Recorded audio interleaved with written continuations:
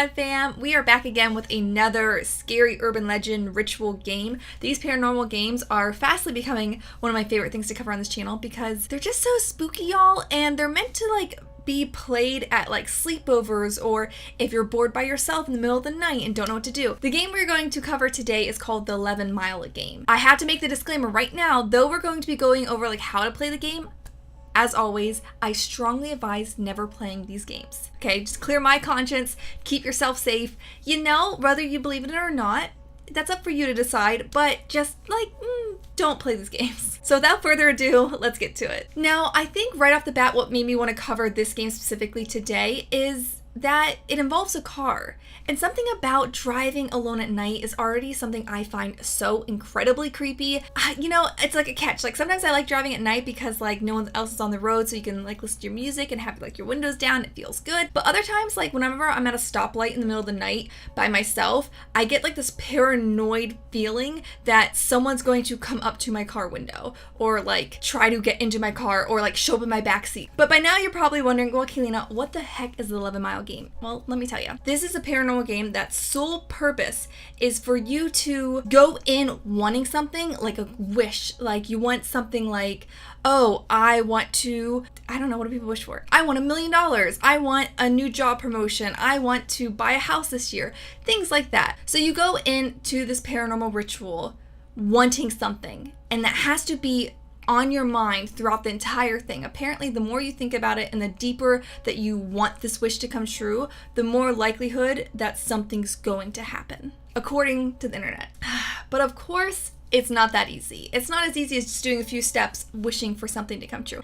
No. This is a paranormal game. It is spooky. And the reason why it's said to be spooky is that you're messing with something that's not natural. You're either evoking dark magic, or you're asking a favor from a dark entity, or you're basically just crossing the line over and giving power to something that is much stronger than you and that wants something in return for this deed. And that typically does not bode well for you, especially if you mess up. Oh no. This is soul-eating bad fortune for the rest of your life. You might have a horrible early death type stuff, okay? Oh, so this is the part of the video where we actually go over the steps of this ritual. And again, guys, I cannot stress enough how much I do not want you to actually play this, okay? So we've established this. Like I said, you're going into this ritual wanting something, but if you mess up on a single step, or you don't close it right, or something just interrupts it, or you forget, or you go to a website that has maybe not the correct steps or the order of the steps. Just there's a lot of variables here, and as someone that likes to ride the fence, I like to see both sides of the situation of belief versus, fiction. It's just best to err on the side of caution. But now let's get to the steps.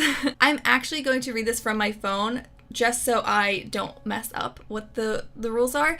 I mean, hopefully the site's right. I'll leave a link down in the description below if you want to read it for entertainment purposes only. First things first, this is a one-person type game. You cannot play with other people. If you do, it will simply not work. You will never get the ritual off the ground if you do it with multiple people. This ritual will have you actually being almost transported to a different plane of existence, I suppose you could say, because as you're driving and doing the steps of this ritual, you're going to come across a road that even if you are driving in your town, a place that you've driven 100 times over, things are going to start looking different. The most important thing is to find this road. And of course, to do this, you're going to have to drive by yourself, and it has to be at night. Now, there's no stipulation of what time of night, but I have seen on other websites and people playing this that they tend to do it either at midnight or at 3 a.m. So the two most common times, I think, to play these ritual games. Now, a big stipulation for this urban legend is that you need to drive on a road that actually goes through a wooded area. So a forest,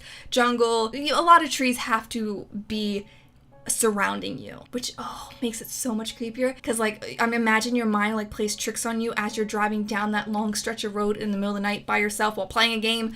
Oh, that's gonna be creepy. You're gonna start seeing things in your peripheral vision. Ooh, no thank you. I don't ever want to play this. What makes this ritual game so tricky too, to know if you're doing it correctly or if it worked at all is there's no clear sign. Oh my god, I'm literally getting goosebumps just thinking about this. There's no like clear sign that the ritual has actually begun. But according to this urban legend, you are said to just get like this feeling of eeriness or paranoia, something that's telling you something isn't quite right. Which to me, I feel like the second I got into the car, I'd have that feeling. Oh god, literally I'm just thinking like demons coming out of the forest and like dragging you out of your car and like pulling you in to do God knows what. Oh god, no.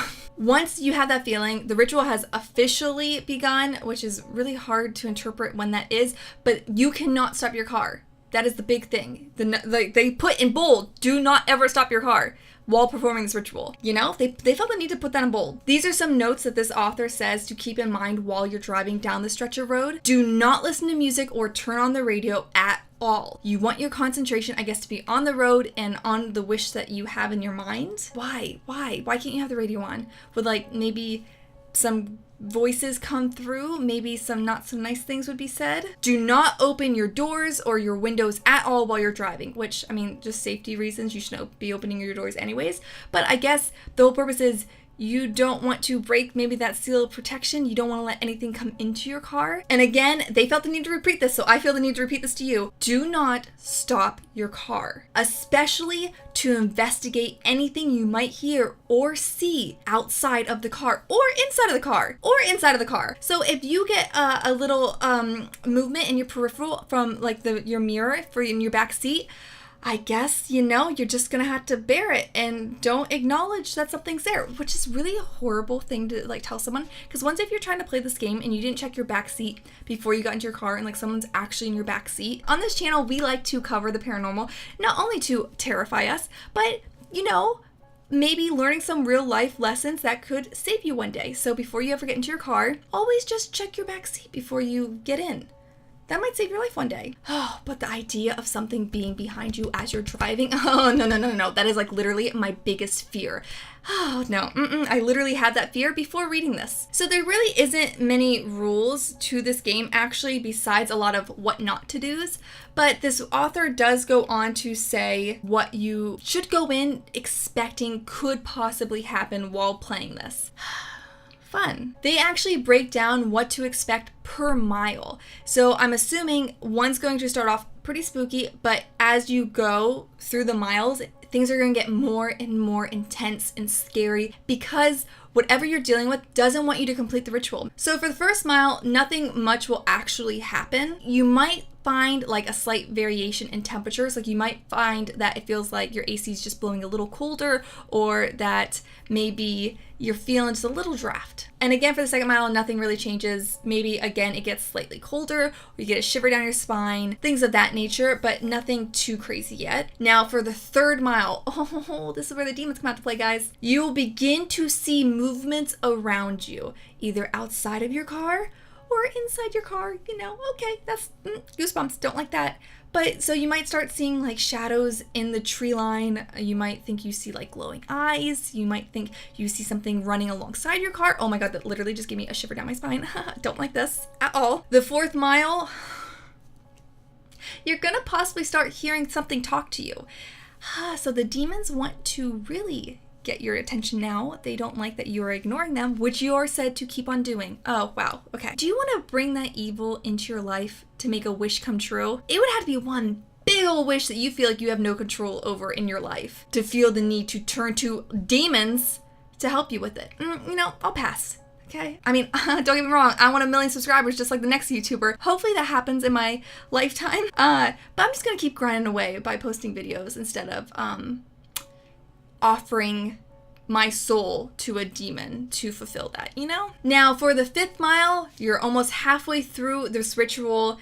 Things are gonna get even more intense. If the trees around you seem to start diminishing, if you see a lake, or if you see the bright glow of the moon, don't stop. Don't mind it, ignore it, keep going. No matter how pretty and random the scenery around you might start to shift, it's all a distraction to distract you from completing this ritual. For the sixth mile, we love that number, the trees will return and the stars will disappear. You're back in the forest, but something still isn't quite right. Like some things might be a little different. It's going to look a lot darker and more, it's gonna have like this oppressive feeling as you're driving through the tunnel of trees. Oh, and your headlights might start to actually flicker, and that is just dangerous, okay? Like, if you're driving and your headlights are flickering, you know, you should pull over, turn your hazard lights, you know, call somebody to come pick you up. You know, that's a very dangerous situation to be in, and you normally should not drive in these conditions.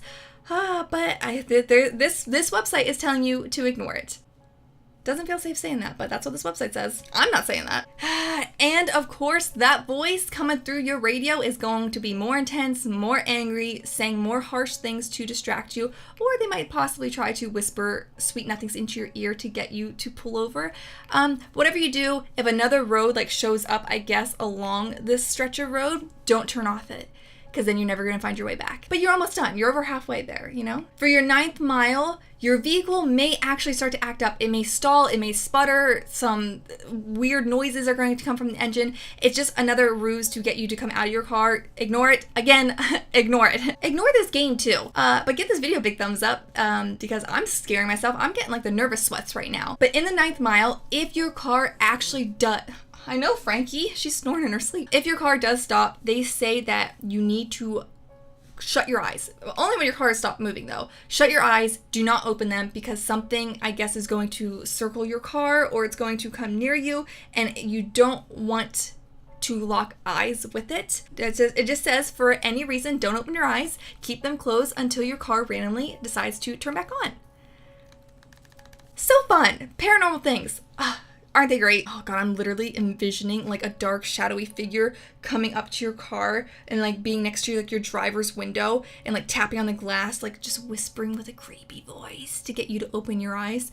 Oh no, that's Satan. Now for the 10th mile specifically, it is incredibly important not to look in your mirrors. Your rear view mirrors, your side mirrors, nothing. Don't look behind you. I guess if you look behind you, maybe the road duplicates itself. Maybe you won't be able to tell when your 11th mile is reached. It just says, very importantly, never look behind. And then the 11th and final mile, when things are really gonna get testy, as if, I mean, I would have probably failed by now, but you know, your vehicle will stall again in front of a red light. So apparently a red light's just gonna come up out of nowhere. Do not look at the red light.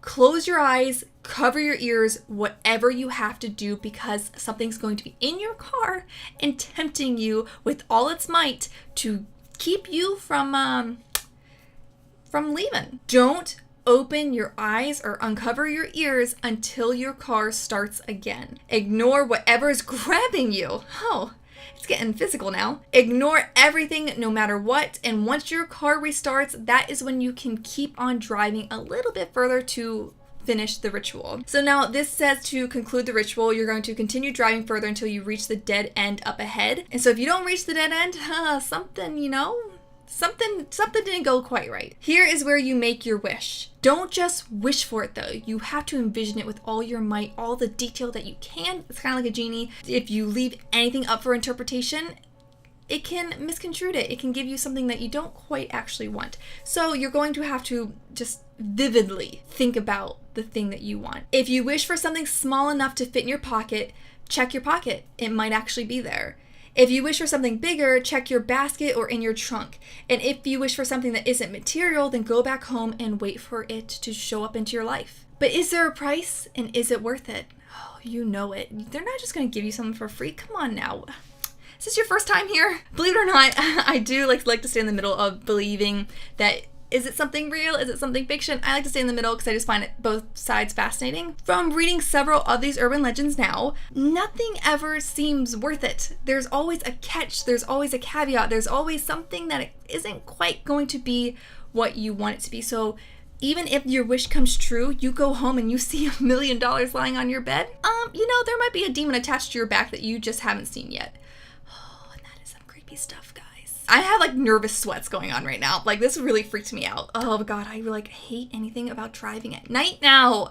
This channel is just making me afraid of everything, guys. Well, thank you so much for watching today's spooky deep dive into another urban legend game. If you like this video, please turn on my channel notifications so you are notified when the next video goes live. And let me know down in the comments below. Should we continue this series? Like, do you want to see more paranormal ritual games covered? And if so, which ones do you want to see? Let me know down in the comments. I love using your guys' comments as inspiration for future videos.